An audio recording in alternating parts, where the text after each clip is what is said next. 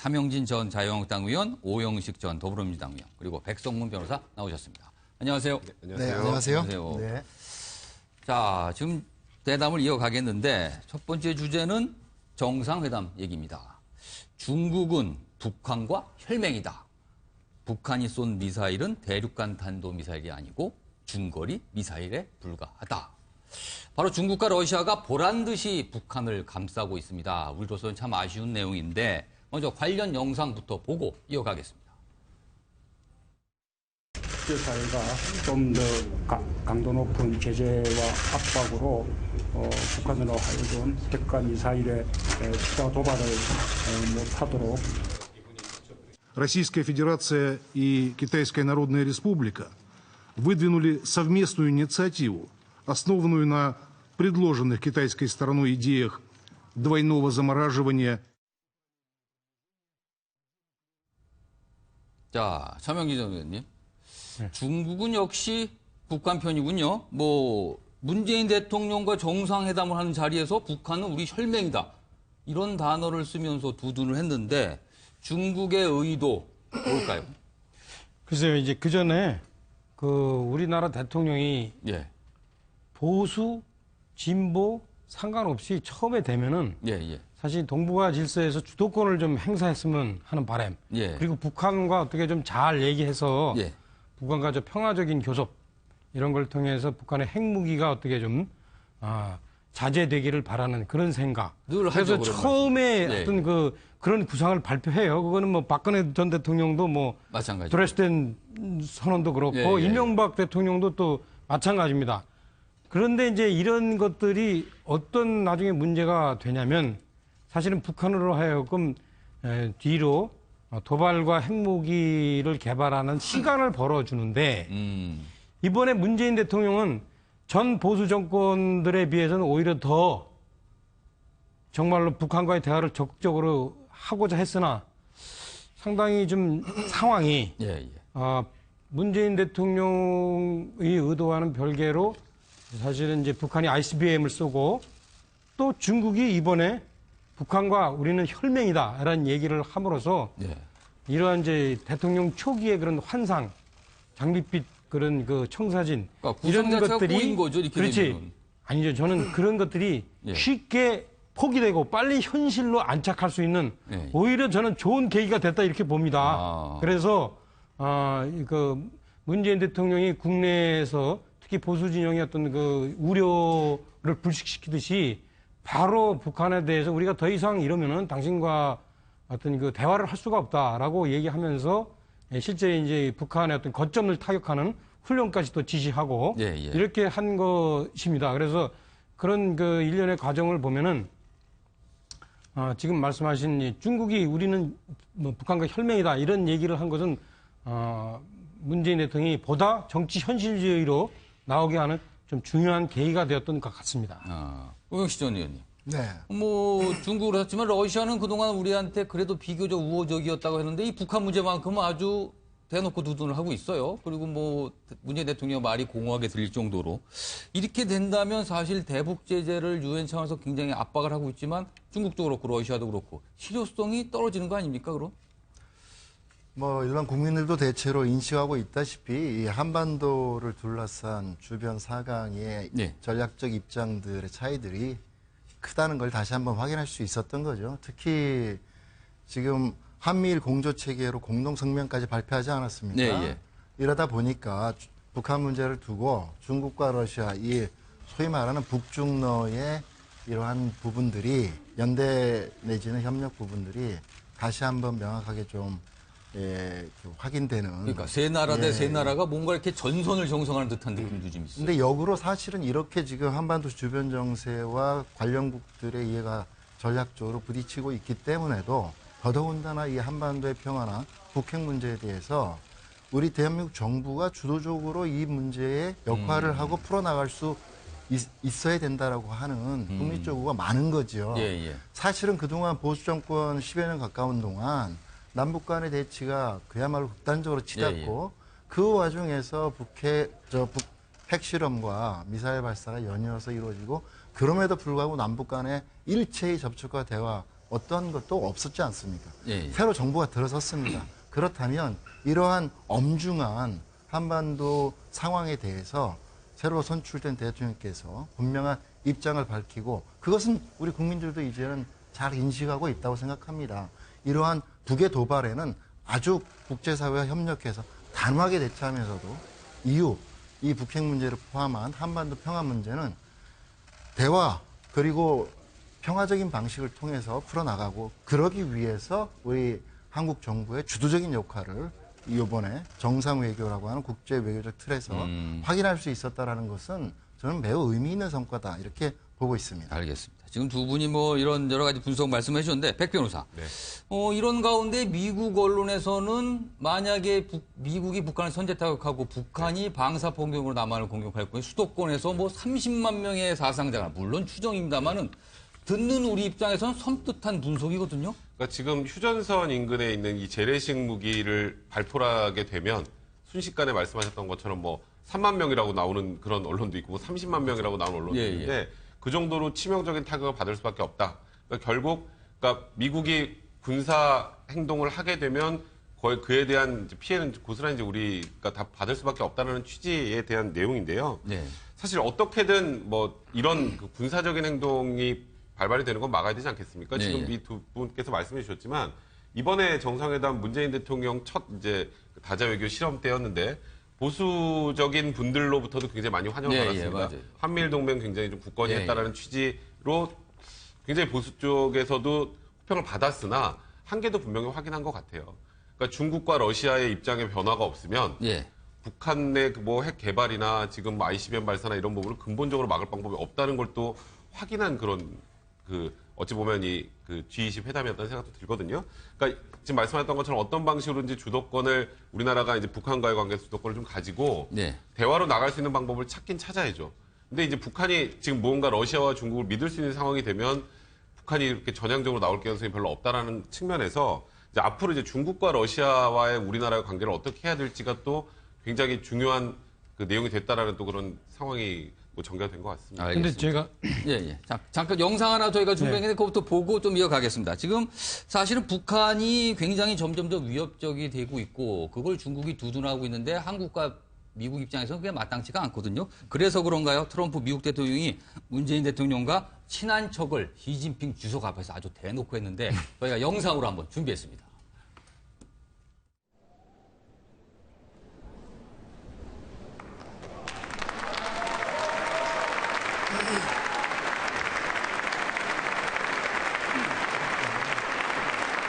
네, 저렇게 손을 잡고 흔듭니다. 그리고 뒤에 그거를 시진핑 주석이 쫙 바라보고 있습니다.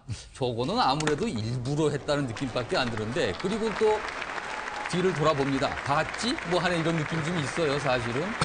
자, 이게 지금 저 사이에서도 지금 저게 콘서트를 보려고 부부 동반으로 참석한 행사인데 저기서도 저런 신경전을 벌이고 있습니다. 자, 차명진 의원님 말씀하시죠.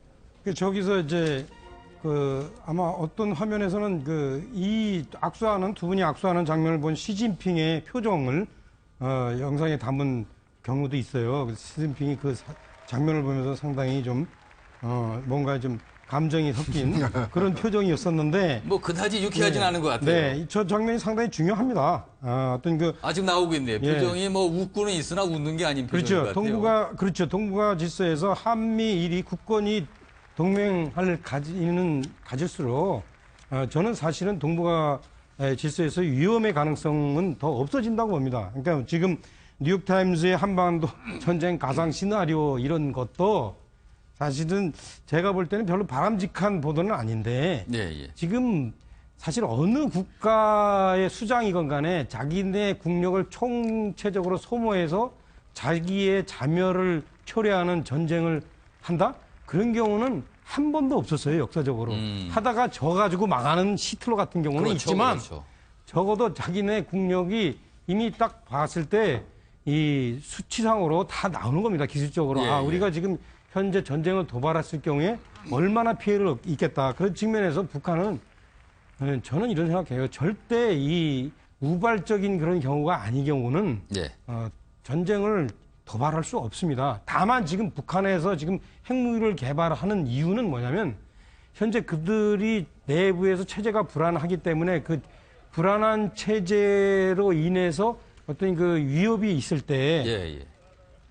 외부의 개입을 못하게 하기 위한 그리고 또 이 핵무기를 통해서 남한과 미국과의 어떤 그 협상에서 상당히 좀 우위에 서기 위한 그런 움직인 겁니다. 그러니까 일부러 미친 척하면서 남들이 나를 도발하지 못하게 하는 그런 점을 감안해 본다면 우리가 이제 북한을 물론 대화하는 것은 좋지만 예. 북한을 현재로서는 더 진전되지 못하도록 압박하는 것은 상당히 중요한 겁니다. 그래서 미국도 무슨 뭐 선제 타격 이렇게 한다는 건 얘기 뭐냐면 실제 일종의 가상적인 거죠. 그러니까 너희들이 더 이상 나갔을 때는 우리가 그것을 좌시할 수 없다 이런 거고요. 그래서 이 현재 북한을 압박하는 것을 너무 이게 전쟁 위험을 우리가 초래하는 거 아닌가라는 일부의 어떤 견해에 우리가 귀 기울일 필요는 없다고 생각하고 또 하나 두 번째 이걸 통해서 중국 러시아와 우리가 어떤 냉전 상태에 있으면 어떤가 이런 또 우려를 하는 분들도 있는데 이것도 예, 예. 맞지 않습니다. 중국, 러시아도 현재 국제 관계에서 미국과의 관계, 경제적인 관계, 안보적인 예, 관계에 예. 자기들이 처한 위치를 알기 때문에 예, 예. 적어도 국제 관계에서는 기브 앤드 테이크, 케이스 바이 케이스로 상대할 것이지 그게 이제 미국한테 좀 밀리니까 자꾸 그 가운데 있는 한국을 좀 압박하는데 저는 예, 그것도 우리가 미국과의 어떤 동맹 관계를 굳건히 한다면 그 부분에 대해서 중국과 러시아가 그렇게 사사건건 우리를 어떤 이렇게 위협하거나 어떤 신경을 거스릴 수는 저는 없다고 봅니다. 실제 지금 롯데 등을 통해서 중국 교역을 지금 중국이 압박하고 있다는데 그 이후에 사실은 대중국 교역이 더 늘어났어요. 알겠습니다. 지금 뭐 G20 정상회의 얘기 좀 하면서 한중일, 뭐 한중미 여러 가지 주변국 관계를 얘기하고 있습니다. 이 관계에 관련된 국내 얘기로 좀 돌아가 보죠.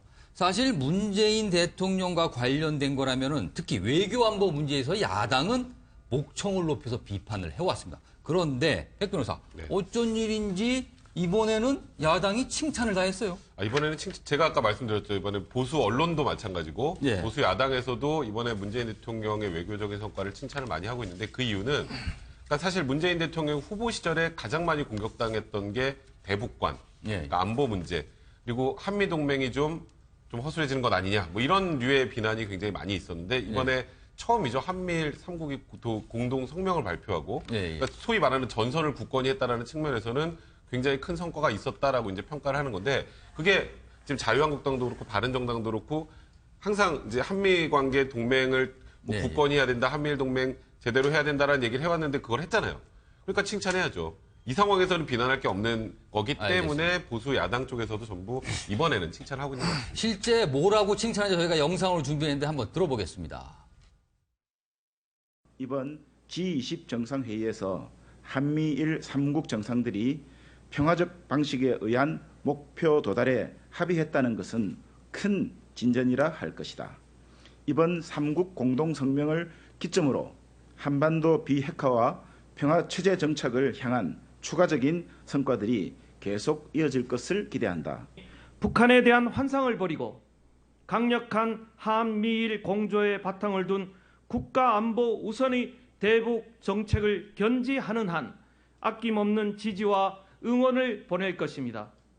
다시 한번 문 대통령이 G20 정상회담에서 성공적인 외교 결실을 거두고 돌아오기를 기원합니다. 야당 대변인 입에서 기원합니다. 아주 잘했습니다. 아주 듣기 어려웠던 칭찬이 나왔는데 오익시원 의원님. 네. 홍준표 자유한국당 대표가 최근에 이런 말을 했습니다. 대통령이 해외 순방할 때는 청와대 비판을 자제하는 게 맞다. 그게 예의다. 뭐 이런 맥락과 지금 대변인이 외교적 성과에 대한 칭찬을 한 게 좀 맥이 같이 하는 것 같은데 자유한국당 무슨 생각을 하는 걸까요? 일단은 큰 틀에서 보면 이거를 너무 정치적으로만 이제 분석하는 접근들을 할 필요는 없고요. 예. 이런 모습이 오히려 국민들이 바라는 모습 중에 하나죠. 예, 국내적으로야 서로 여야 간에 치열하게 다투고 뭐 밀고 당기고 하더라도 대통령이 국익을 위해서 그리고 국가 안보를 위해서 노력하고 거기에 의미 있는 성과가 나온다면 조당적으로 평가하고 인정해야 되겠죠. 이제 이번 뭐 정상회담을 포함한 G20 회담이 저희 문재인 정부로서는 정말로 들어선 지 얼마 되지도 않은 시기에 준비도 참 만만치 않은 짧은 시간에 그리고 여러 여건이 쉽지 않은 상황에서 저희들 입장에서는 나름대로 꽤 큰 성과들을 얻었던 거라고 보고요. 특히 이제 한미 정상회담이나 한미일 이런 공동 성명들은 그동안 이 한반도를 둘러싸고 벌어졌던 일련의 상황에 대한 국민적 우려와 불안에 비추어 볼 때 무엇보다도 문재인 대통령께서 이러한 탄핵 정국 이후로 완전히 망가졌던 국가의 외교적 정상 외교의 틀을 다시 회복하고 복원시키고 국민들에게 안정감을 이렇게 줄 수 있었던 것은 매우 큰 의미 있는 일이라고 생각을 하고요. 이런 거에 대한 뭐 야당 대표의 평가이기도 하다. 물론 다른 한 측면으로 보면 이게 국내 정치 역학적으로는 소위 말하는 자유한국당과 이제 홍준표 대표가 당대표로 선출되고 나서 당 내에 이제 친정 체제를 구축해야 되는데 소위 지금 당내 상황이 만만치 않지 않습니까? 그런 친박계하고의 관계나 등등 그걸 위해서 전략적으로 좀 바깥의 전선을 지금 형성해보다 안에 당 장악을 집안 문제가 더 크다 지금 뭐 그렇게 들립니다. 이제 그러한 것들도 같이 작용한 홍준표 대표의 아주 전략적인 감각적 판단이다라는 그럴 시각도 수도 있을 있습니다. 것 같으네요. 예. 뭐 아무튼 대통령이 밖에서 외교적 성과를 내고 그거에 대해서 야당이 적극적으로 칭찬해주는 모습 뭐 안정적이고 좋습니다. 기대해 보겠습니다. 삼영신 의원님, 그런데 야당 중에서는 국민의당도 있습니다. 그런데 국민의당만 빈약한 성과였다고 혹평을 내놨어요. 혹시 이거는 추미애 대표의 머리 자르기 발언에서 여전히 화가 났다는 거를 드러내는 건가요? 글쎄요, 그 부분에 대해서는 이제 좀 제가 국민의당이 아니기 때문에 추정을 한번 해주시죠. 추정만 하면은 이런 것 같아요. 국민의당이 두 가지 점에서 바른정당이나 자유한국당하고 좀 다른 게 첫째 국민의당의 어떤 대외 정책, 대북 관계 이런 것이 사실은 이제 선거 때도 봤지만 사드 문제 등에 대해서 사실은 이제 흔쾌히 찬성을 하는 입장이 아니었고 그 사드 문제를 흔쾌히 찬성하지 않는다는 것은 기저에 아직도 북한에 대해서 조금 뭔가 연민의 생각이 좀 아닌가 그렇게 봤을 때 실제 국민의당 입장에서 보면은 문재인 대통령이 이번에 ICBM 발사 및 중국의 어떤 북한 혈맹론에 대해서 단호하게 차별성을 강조하고 어떤 한미일 동맹을 주장한 것이 좀 불만스러울 수도 있겠고 또 플러스 국내 정치적 요인에서 보면은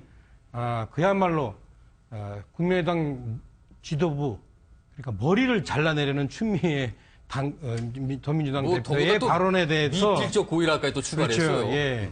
그 발언에 대해서 상당히 그 발언 자체가 사실은 국민의당의 존폐 문제를 거론하는 거기 때문에 국민의당으로서는 이제 반발할 수밖에 없지 않나라는 그 국내외적인 어떤 요건이 있는 것 같아요. 근데 아까 어떤 자유한국당과 관련해서는 어떤 우리 오영식 최고가 정확하게 말씀을 하신 것 같아요. 국외적으로는 일정하게 보수 입장에 상당히 마음에 드는 그런 언행을 하셨고 대통령께서 그리고 또 국내적으로 보면 홍준표 대표의 이미지 관리 측면도 좀 있고 그건 아주 정확히 분석한 것 같습니다. 다 계산이 깔린 발언이다. 뭐 이렇게 분석이 되는 것 같습니다. 자, 다음 주제를 좀 넘어가 볼까요? 이 고소영 그리고 혹시 성시경 이거 기억나십니까? 이명박 정부 때는 고소영 내각이다. 고려대 소망교회 영남 출신. 박근혜 정부 때는 성시경 내각이다. 성균관대 고시 경기 출신. 뭐 편중 인사를 지적하고 비꼰 표현들이었었는데 근데 백 변호사. 이번 문재인 정부 때는 한글에 나오는 말이 캠코더. 네, 캠코더. 아니면 유시민. 뭐 이런 표현이 나오더라고요. 이게 무슨 내용입니까, 이게? 유시민 전 의원 얘기하시는 건가? 막 이러고 저도 이제 무슨 내용인가 봤더니 유시민이라는 거 유명학교, 그러니까 스카이 대학을 말하는 거고요. 유명대학 출신, 시민단체 출신, 시는 시민단체 출신, 그리고 민은 민주당 보훈. 그러니까 코드 인사 아니면 캠프 인사들을 많이 써서 유시민 인사다라고 이제 좀 비판을 하는 것 같고요. 캠코더는 뭡니까, 그럼? 대선 캠프 출신, 비주류 시민단체 뭐 코드, 또 더불어민주당 출신들을 많이 중용을 한다라고 해서, 그러니까 좀 편중된 인사, 그러니까 좀 코드 인사를 좀 강조하기 위해서 이제 캠코더 인사라고 하는데요. 그럴듯하게 들리기도 하네요. 네, 근데 이제 저는 개인적으로 생각을 할 때, 뭐 어떤 정권이나 코드 인사라고 다 비판을 받죠. 왜냐하면 이제 국정 철학을 이해하는 분들과 함께 이끌어 나가야 되기 때문에 어느 정도의 코드 인사는 불가피하다는 측면이 드는 생각이 드는데 네. 다만 이제 진짜 코드 인사라고 비판을 받아야 될 상황이 되려면 그분이 전문성이 없으면 비난을 받아야죠. 근데 그게 아니라 단순히 그냥 대선 캠프 출신 주변에 있는 사람 많이 썼다는 걸로 코드 인사라고 비난하는 건 그건 여야가 바꿔도 항상 똑같기 때문에 네. 그런 방식의 비판은 그렇게 바람직하다는 생각이 들지는 않습니다. 지금 캠코더 유시민이 무슨 뜻인지 잠깐 설명했는데 차명진 전 의원님. 그러고 보니까 이 최근에 내각의 장관급을 포함한 여러 가지 고위직을 보면은 한 70% 가까이가 대선 캠프 출신인 거는 맞아요. 상당히 비중이 높긴 합니다. 이건 좀 어떻게 보세요? 저는 이제 이 문제에 대해서 이렇게 생각해요. 이제 과거에 이제 고소영 내각 비판할 때, 그 다음에 성시영 내각 비판할 때, 고소영 내각은 이제 MB 정부를 좀 비판하기 위해서 여기 오영식 최고도 나오는데 고대가 좀 많다. 그 다음에 이제 성시영 내각은 이제 박근혜 정부 비판하기 위해서 성대가 많다. 그런데 이런 식으로 이제 비판하는 거는 야당에서 이제 그 현 정권의 당시 정권의 어떤 그 좀 어떤 그 문제점을 억지로 끄집어내기 위해서 어떤 그것이 국민 일반 감정과 괴리됐다 이런 것을 비판하는 건데 이번에도 저는 유시민도 마찬가지라고 봐요. 그것도 유명대학 출신. 근데 그런 부분에 대해서 글쎄 이제 어떤 일을 잘하는 게 중요하지 어디 출신인가라는 것을 배제해도 안 되는 거죠. 뽑아도 안 되는 거고. 그래서 특히 대통령제 같은 경우에는 대통령에게 일정하게 인사 정책 권한을 위임하는 그런 제도이기 때문에 캠프 출신 아니면 특정 어떤 인맥을 쓰는 것 이거를 문제 삼으면 저는 안 된다는 거 봐요. 특히 미국 그 트럼프 보세요. 자기 캠프에서 일했다고 자기 사위 데려다 쓰고 얼마 전에 장하성 우리 특보 갔는데 와튼스쿨 출신 똑똑한 사람 장하성 실장입니다. 그렇습니까? 예, 실장. 이런 식으로 얘기하잖아요. 그러니까 중요한 거는 그 사람들이 어떤 실적을 내는가가 중요하지. 이것을 무슨 어떤 특정 인맥을 썼다, 캠프 출신을 썼다, 어떤 특정 대학 출신을 썼다. 이거는 저는 글쎄 야당에서 비판하기 좋은 거리는 될지언정 실제 제가 보면은 원칙상 저는 그 문제 안 된다고 봅니다. 알겠습니다. 오영식 전 의원님, 제가 질문을 좀 드리고 이어서 말씀하시면 좋을 것 같아요. 그러시죠. 네. 사실은 이번 인사 중에서 아까 말한 캠코더의 코드 인사, 그리고 더불어민주당 출신이 많다, 보훈 인사가 그랬는데, 사실은 두 보수 정권에서 배제됐던 비주류 발탁은 사실 굉장히 돋보이는 인사였어요. 네. 이런 거는 굉장히 좀 긍정적으로 볼 수 있는 거 아닐까요? 네. 캠코더 유시민 딱 들었을 때 이렇게 바로 연결이 안 돼요, 사실. 이제 정치권에서 때만 되면 항상 이렇게 좀 하나 만들어가지고 이렇게 하는데, 이게 유시민 캠코더 그러면 뭐가 이렇게 연상이 돼야 되는데, 제가 보기에 특정 정치인만 연상되고 다른 건 별로 연상이 안 되는데, 저도 캠프 출신입니다. 저도 대선 때 조직본부에서 그렇죠. 캠프에 힘을 보탰던 사람인데, 저 아직 안 들어갔거든요. 전화 받은 거 없습니다. 다 해당되는데 유명대학 출신, 시민대학 출신, 시민단체 전대협 출신, 민주당 출신. 그런데 못 들어가셨네요. 근데 저는 이제 능력이 부족하니까 이러고 있습니다. 근데 이 관련해서 꼭 드리고 싶은 말씀은 일반 국민들께서 지금 문재인 정부의 이제 이러한 인사에 대해서 어떻게 평가하고 보고 계신가 이런 게 제일 중요하죠. 정치권에서의 평가나 입장도 물론 의미 있습니다만 그런 면에서 저는 앞서 두 분께서 말씀하신 것이 매우 좀 균형 있게 말씀을 해주신 거라고 생각을 하고요. 윤석열 서울지검장 같은 경우에는 어떻게 보셔야 되냐면 이전 정권에 의해서 잘못 이루어진 인사를 바로 잡고 아주 노골적으로 배제가 된 사례예요. 그렇습니다. 그리고 그분이 갖고 있는 자질과 능력에 맞게 적재적소의 역할을 맡긴 인사로 보는 거고요. 이번 인사에 대해서 많은 분들이 공감하는 게 지역에 대한 적절한 안배, 그리고 대탕평, 그리고 능력과 여건이 된다면, 조건이 된다면 어느 곳에서나 사람을 배치했다라는 것. 더 나아가서 여성에 대한 적극적인 인사 배치를 위해서 30%를 기계적으로 맞췄니 못 맞췄니라고는 하지만 역대 어느 정권보다 많은 여성 인재분들을 장관급, 차관급, 주요 요직에 전임 배치를 시켰던 점. 결국 그 정부가 특히 문재인 대통령께서는 인수위도 없이 예, 이렇게 새로 정권을 인수받아 가지고 인사 배치를 한 거에 비하면 상당히 많은 준비와 고민들이 있었던 것으로 보고요. 또 이러한 부처의 개혁, 공직사회의 개혁을 위해서 외부 인사를 적극적으로 발굴해서 이번 국민들의 요구에 부응하겠다라고 하는 대통령의 의지가 이번에 반영된 인사가 전반적으로 이루어진 거 아닌가. 저는 이렇게 좀 말씀을 드리고 싶습니다. 지금 이 세 분 말씀을 들어보니까 뭐 유시민 인사다, 캠코더 인사다, 이거는 약간 트집성인 걸로 분석이 됐습니다. 뭐 시청자분께도 어떻게 말할지 모르겠지만. 잠깐 짧게 얘기하면 제가 볼 때는 그래도 불구하고 예, 두 가지 정도 문제가 있어요. 어떤 겁니까? 하나는 상당히 지금 고시 출신을 마치 예. 이 공공의 적으로 돌리는 듯한 이번 인사 정책이 있었어요. 이 문제는 제가 볼 때는 지금 별로 논란이 되고 있지 않지만 예. 두고두고 아마 문재인 정부의 문제가 될 겁니다. 왜냐? 이 고시 출신이 어쩔 수 없이 현재 이 사실은 이제 공무원들의 근간인데 이렇게 쭉 보면은 여러 가지 측면에서 고시 출신이 마치 커다란 적폐인 것처럼 이렇게 비춰졌어요. 예, 예. 그래서 그 이 부분은 상당히 제가 볼 때는 여러 가지 기술적으로 예. 상당히 문제가 있었다. 혹시 어떤 외부 인사를 발탁하더라도 이런 식으로 홍보하면서 했으면 안 됐다. 나중에 상당히 문제가 될 거다. 비고시라는 걸 굳이 그렇게 강조할 건 그렇죠. 아니었다. 예. 마치 그동안에 고시 출신이 전부 문제 있었던 것처럼. 그다음에 두 번째는 이제 문재인 대통령 스스로 어떤 5대 비리를 기준을 높게 잡으면서 본인 스스로 그거를 적용을 할 때 지키지 못하면서 이쪽에 이제 자충수를 뒀는데 이 부분에 대해서 국민들께 사과하지 않고 또 그냥 넘어가고 있습니다. 그러니까 높은 지지율이 있으니까 넘어가자 이런 식으로 이것도 저는 나중에 제가 볼 때는 또 역시 부메랑이 또 될 수 있습니다. 이 정도는 문제가 되십니다. 알겠습니다. 인사 문제는 이 정도 정리하고요. 이번에는 조금 생각해볼 문제 저희가 한 두 가지 준비했는데 국회에서는 머그컵을 사용할 수 없다고 합니다. 무슨 사연이 있는지 한번 따져보겠는데 먼저 저희가 준비한 영상이 있는데 그래요? 영상이 준비가 안 됐군요. 저희가 영상이 준비 안 되고 화면에 사진이 나갈 텐데 사진을 보면서 한 명씩 저희가 짚어보겠습니다. 사실은 이 백성원 변호사가 조금 설명을 해줬으면 좋겠는데 이게 인사청문회 과정에서 벌어졌던 일이죠? 그러니까 이제 머그컵이 규정상 가지고 들어올 수 없어서 오후에 이제 종이컵을 쓰게 됐다. 근데 머그컵을 왜 가지고 들어오면 안 되지? 라고 이제 생각을 하실 거 아니에요? 저희도 지금 여기 우리 다 앞에 머그컵이 있습니다. 여기.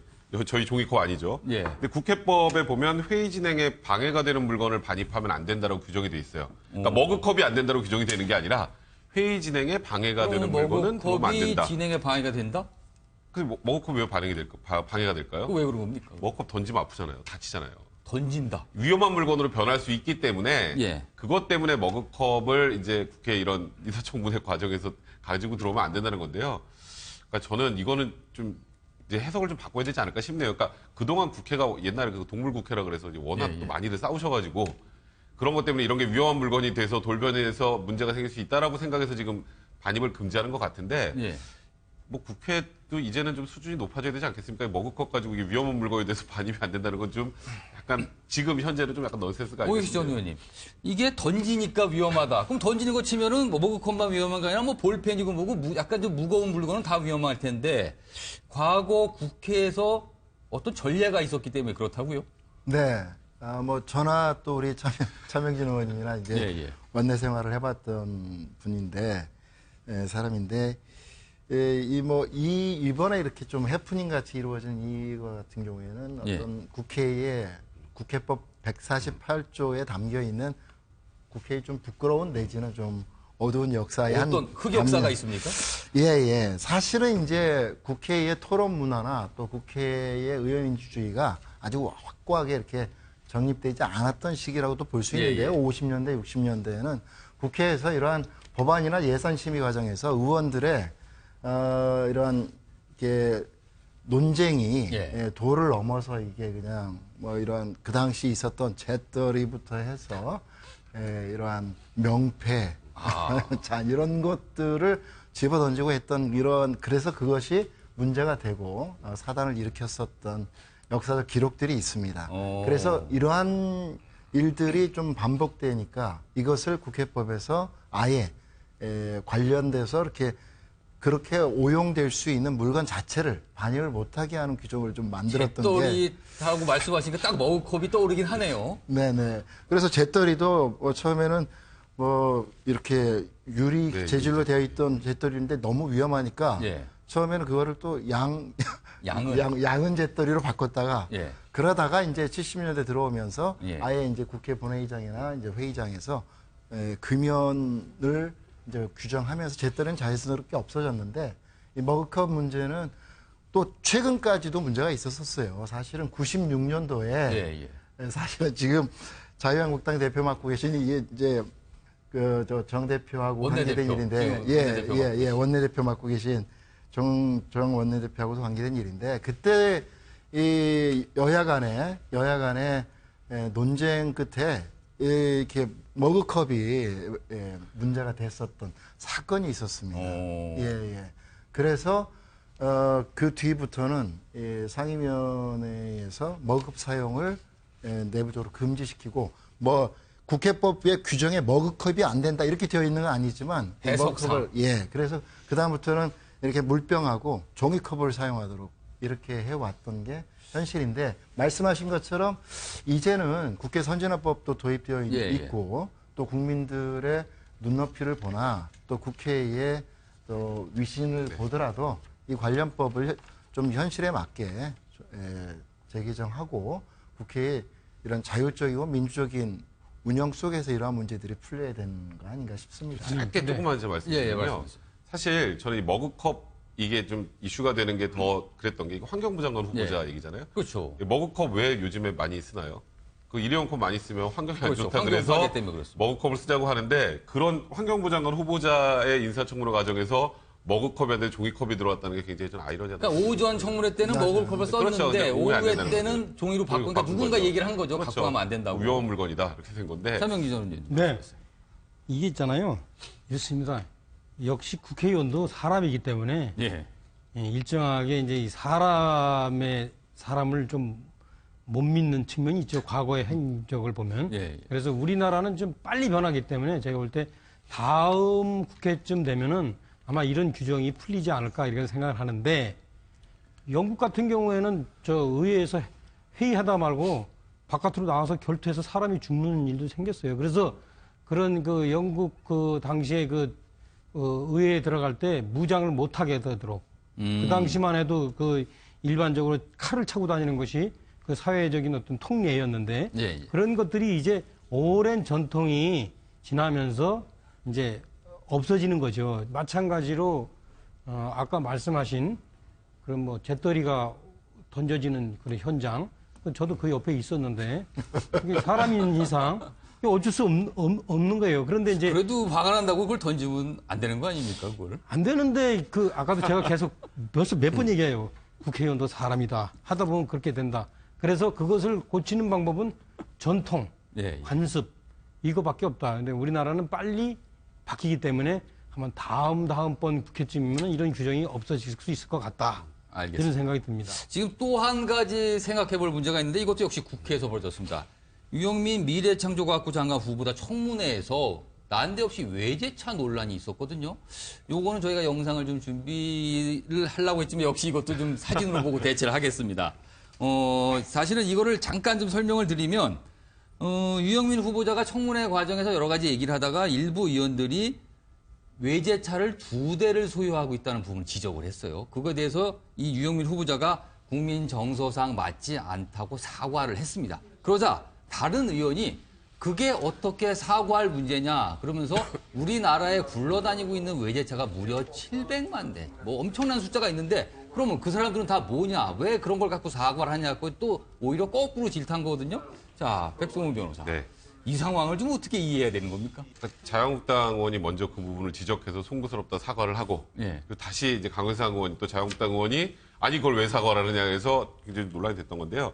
사실 이 외제차 타고 다니느냐에 관련된 이렇게 이 부분에 대해서 문제를 삼는 건 전 70년대, 80년대만 있는 거 아닌가라는 생각이 들어요. 그때는 애국심, 국산품 사용 이게 굉장히 강조가 됐던 시절이고요. 지금은 말 그대로 여기 강효상 의원이 얘기했던 것처럼 우리나라는 700만에서 800만 정도가 외제차를 타고 이제는 거리에서 외제차를 보는 게 전혀 어색하지가 않잖아요. 한 80년대, 90년대는 외제차 보면 다 이렇게 깜짝 놀라 쳐다볼 예. 정도 수준이었으니까.